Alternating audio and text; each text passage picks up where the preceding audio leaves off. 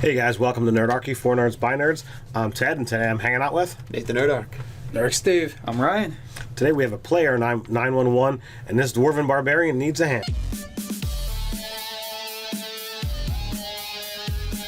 If you have a player 911, GM 911, or just plain old viewer suggestion, you can send it to nerdarchy@gmail.com or hit us up on the Nerdarchy forums. So also, too, the original text of this player 911 is going to be in the description, which we're starting to do with our GM 911s and our player 911s, just to put that out there for you guys. All right, so we've got Lucas is playing a Dwarven Barbarian, Cognar Of the Hill People. Of the Hill People. Or it could be Cognar Daggerbeard. Daggerbeard. Something like that. So, long story short, he did something crazy, jumped over a chasm, the bridge fell on top of him. No, just his hand. Oh, well, fell on top of his hand. He chose to lose the hand rather than lose the life. He cut off his hand to not die, and he wants to know how does he deal with this? What kind of unforeseen circumstances are going to come with him missing a hand? First of all, as a DM, I am not breaking any player's balls that cuts his own hand off in the middle of a combat. Kudos for that. Yeah, that's just badass.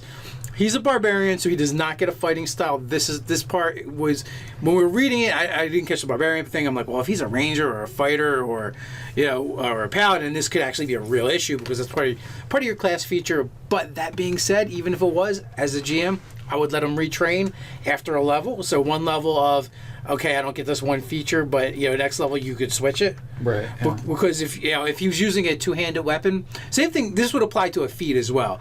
So if he's using a two-handed weapon and he can no longer wield them, as the GM, I would let him get rid of the great weapon fighting feat if that's what he had, and take something else. Right. So essentially, because it's part of the problem of the character's problem of not wanting to get restorative magic cast to regrow the hand. Like, it's the character's doing the player's doing an RP thing of having the character be stubborn and want to wear this one hand as a badge of honor. Right. So that being said, the character probably can't use a weapon with a heavy quality to it because of it, but what you could do is you could get that hand replaced with some sort of weapon. Or a shield. Yeah, so you could have it be like a mace or a flail or something like that grafted on.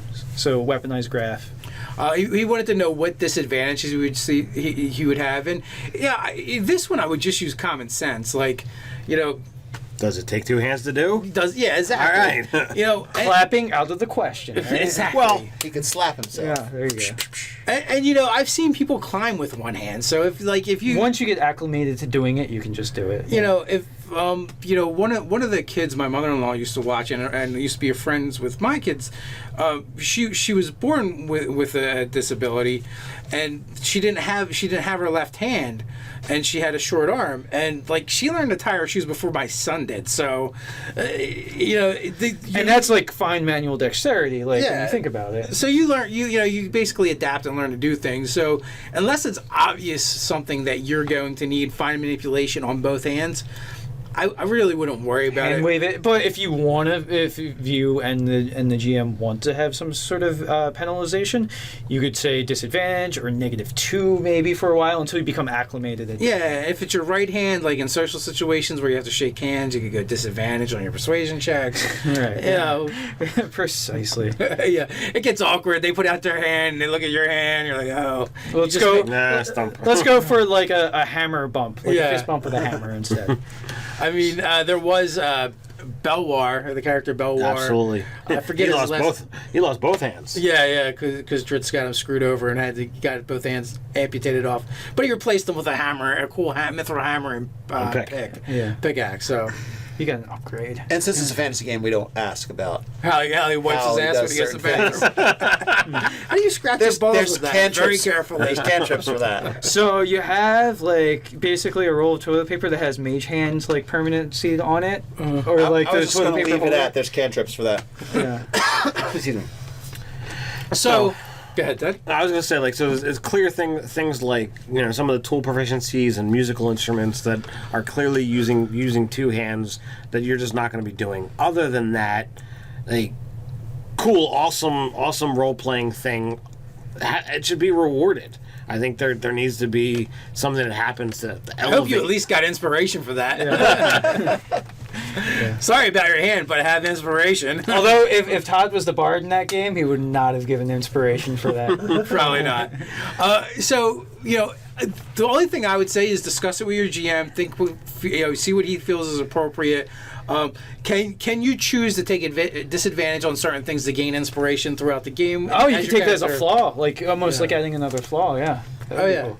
Because technically, by the way the inspiration mechanics work, it's kind of anytime you play to your flaw or ideals or bonds, you should be getting inspiration. Most GMs don't keep track of that, but it could be a fun RP thing for the player as well. Like, he loves telling the story about how he lost his hand. Yeah, and I would have to say that he's going to have to if he hasn't already, he's going to have words with this cleric to drop the bridge on him. Yeah. Sometimes things happen. Yeah, sometimes a cleric gets possessed by a weapon, and you drop a bridge on the Dwarven Barbarian. So, if you have any tips or inspiration on this whole situation that you want to give to Lucas and his one-handed Dwarven Barbarian, go ahead and put in the comments below. While you're at it, don't forget to like, share, and subscribe. Check out other articles at nerdarchy.com. Hey, we have a Facebook page. And you can also patronize us in a good way over on Patreon. So until next time, Stay nerdy.